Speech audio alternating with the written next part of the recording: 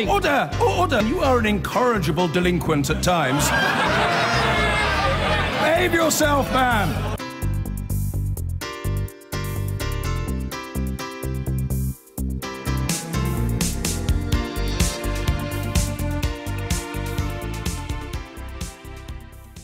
Fewer people want to go into medicine or stay in the NHS. According to the British Medical Association, it's looked at applications to medical school and to specialties like psychiatry and sexual health, and says a crisis is looming in England. Jane Deith's been to meet one junior doctor who got to the end of his training only to quit the NHS.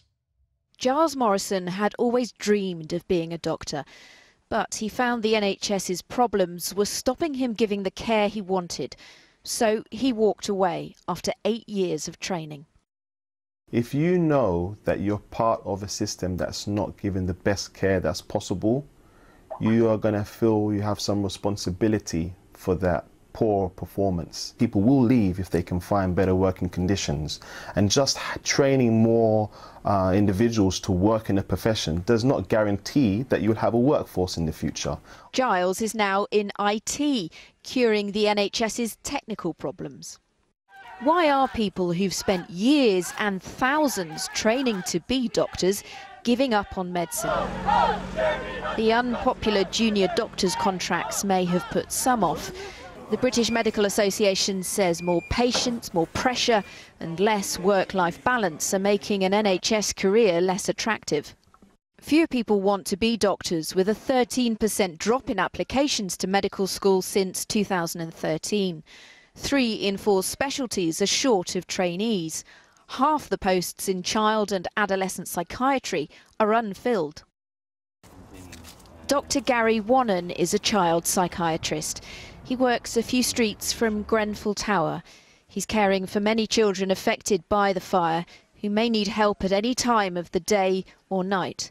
It's a vital specialty that's crying out for more trainees. I would expect the effect of Grenfell not just to last for a few months or a couple of years.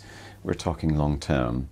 So as a team, well after I retire, there's still going to be a need to have the right people with the right skills to help families. My colleagues and I work hard to keep a crisis at bay, but we can see that with rising demand and falling recruitment, this is a crisis waiting to happen. It's not the only specialty worried where their doctors will come from. There's emergency medicine, but also sexual health and allergies, all specialisms patients rely on. The BMA says Brexit could add to the pain, with almost half the doctors from the EU thinking about leaving since the referendum. The government says it is a challenge getting the right workforce, but it's promising an extra 1,500 doctors a year by 2020. But doctors are saying they need more help with the pressures of the job, and maybe a chance to take a breather from the NHS and recharge, if they're going to stay. Jane Deith reporting.